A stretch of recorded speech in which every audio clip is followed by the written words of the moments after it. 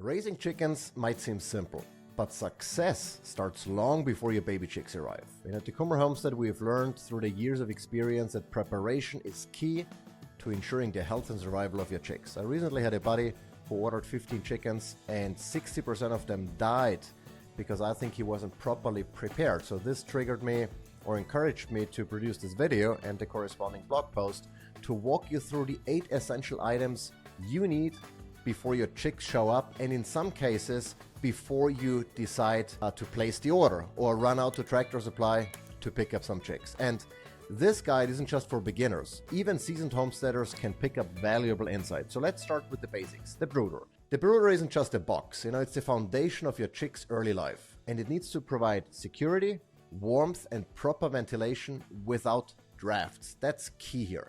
As far as security is concerned, you might say, well, our brooder is in the garage, we don't need a lid. Well, rats love baby chicks. They eat them. They get in there and they tear through your entire chick population. So I highly encourage you to have a lid, a breathable lid, like a mesh wire or something.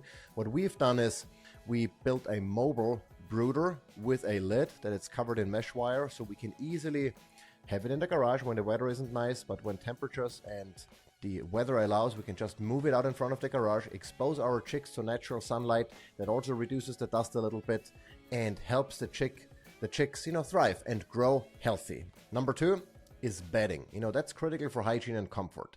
And most people think that, well, it's mostly a comfort issue, so the chicks have something soft to walk on, but it actually plays a pivotal role in respiratory health and waste management. We prefer kiln-dried pine shavings due to the low dust content, high absorbency, and affordability.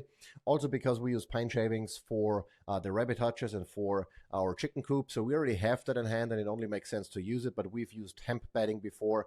You can use shredded paper. There are different options you can pick from. Just avoid something that is has either a very strong smell, like maybe cedar wood is not ideal because of the aromatic oils that can cause respiratory issues, or something that's incredibly dusty. Instead of cleaning it out all the time, we apply a quote unquote deep litter method. It's not a deep litter in the truest sense, but we keep adding fresh bedding layers on top of the soiled material. That takes care of odor and of anything else, and it actually starts already breaking down, almost like composting after a while if you have a thick enough layer. And then at the very end, once we are done, we remove everything and throw it on the compost pile, and that's been working incredibly well and keeps chore time to a minimum.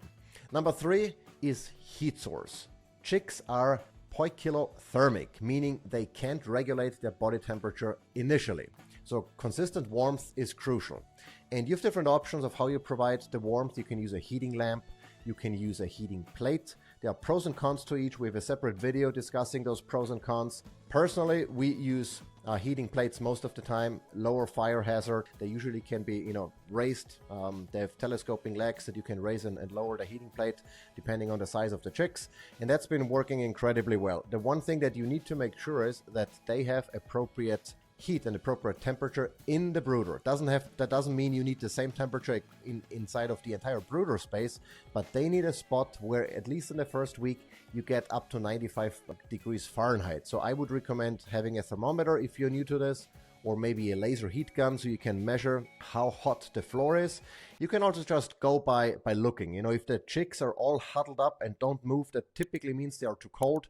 If they're all spread out and are never under the heat lamp or the heat source, that means they are probably too hot. And so you can play with that. Number 4, equally important, is the feed. Proper nutrition is non-negotiable. And much like humans and all other monogastric animals, chickens are what they eat. If you feed them poor feed, you're gonna end up with poor health outcomes and poor meat or poor eggs, poor quality eggs down the line then.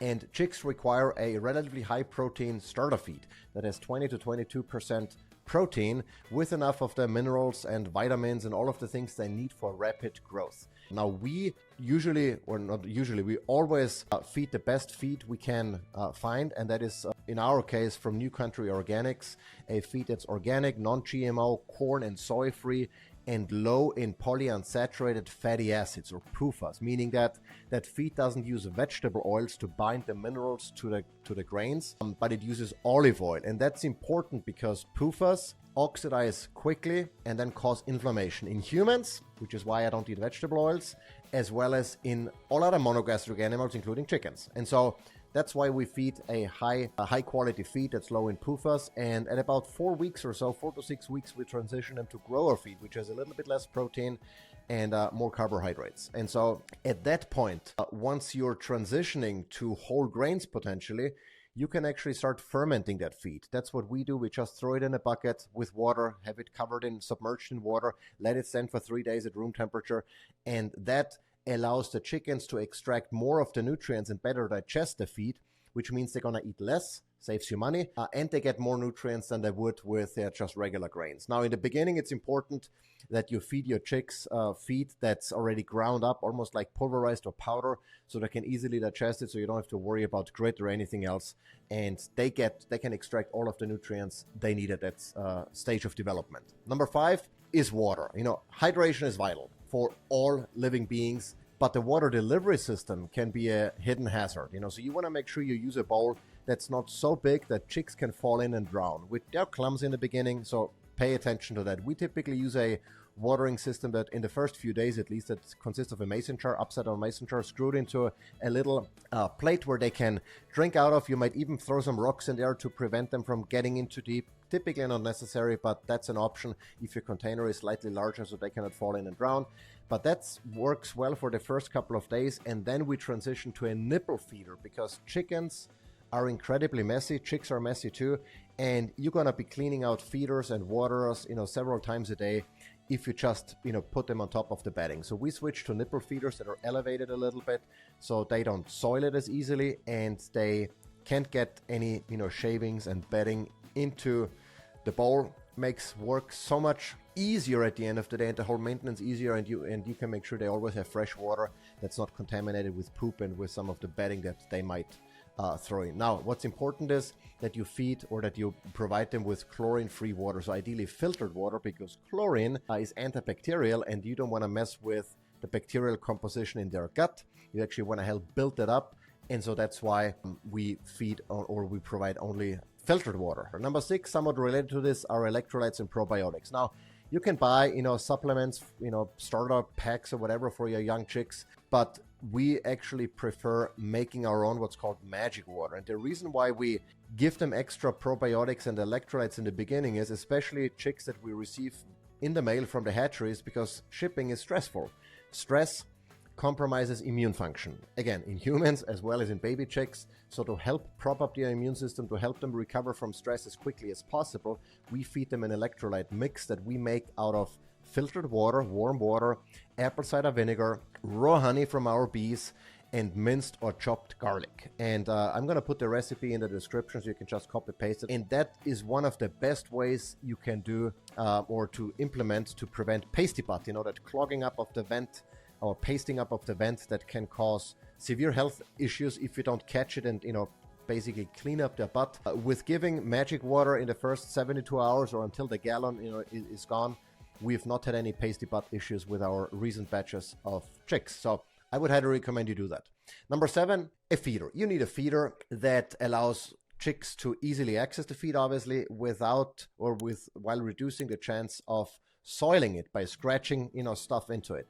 And so again, we use feeders that we typically elevate on a platform. I built like a little, platform out of 2x4s and some hardware cloth on top, so I can put the feeder on top there. If they jump up, if they poop, it falls down, and that significantly reduces feed waste and soiling of the feed that, ultimately is going to cost you money and could potentially and negatively impact the chick's health. So that's one of the things we do. Number 8, and the last one, is the coop. Now you might be thinking, well, why do we have to worry about a coop if the chicks are going to be in the brooder for I don't know how many weeks? Well, here is the thing. Young chicks, depending on when in the year you get them, can be moved outside relatively quickly. What we do is we move them at around 1 to 2 weeks from the brooder to a mobile chicken tractor, so they get immediate or relatively soon access to fresh pasture.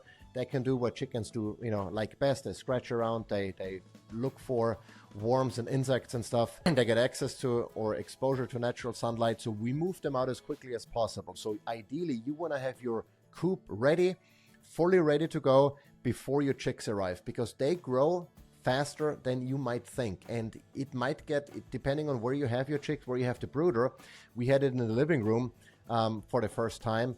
And after around the third week or so, once the initial, oh, baby chicks kind of thing wears off, you realize they're dusty, they can be smelly, they are noisy, and you might want to get them out sooner than later. And especially if the weather plays ball, you can move them out fairly quickly. Again, we typically do it at week 1 or 2. Mobile chicken tractor, of course, they still have the heating plate or the heating lamp out there, to make sure they can stay warm if the weather cools down a little bit or whatever. But getting them out as soon as possible is usually a good thing for the health of the chicks as well as for your own sanity. And also what that means is basically that your coop needs to be ready. But even if you plan to keep them in the house for 6 weeks, or some people do it 8 weeks or whatever, what about there is an issue with supply? What about, you run out of, your tool breaks down that you wanted to use to build the coop? So I highly recommend you have everything in place before your chicks arrive, because there's nothing more stressful than having to hustle, because something didn't go right, and now you're forced to, build it as quickly as you can. And it's a stress factors that you can perfectly avoid. And so those are the things that I would consider having in place before you place the order, or at least before your chicks arrive, because raising chicks isn't just about providing food and water. It's about creating an environment where they can thrive. It's reducing stress for the chicks as well as for you, and optimizing health from day one. And preparation minimizes risks and sets the foundation for a healthy, productive flock. We've noticed it over and over again. I don't know how many flocks we've raised now, but we have this checklist, and we go through the checklist. I have reminders that say, okay, the chicks are going to arrive. Coincidentally, by the time of this recording, next week, we're going to get our meat birds. I already went through a checklist, make sure everything is in place. A few days before we set up the brooder, we have everything ready to go. We have the feed ready. We have the waterers ready. So when they arrive, all we have to do is transfer them from the box in there, and we are good to go, and that's what I recommend as well. If you find this guide helpful, please like, subscribe, and share your own chick raising experiences or question in the comments below. I'd love to hear from you, because I also love to help build a community of informed and resilient homesteaders. Until next time.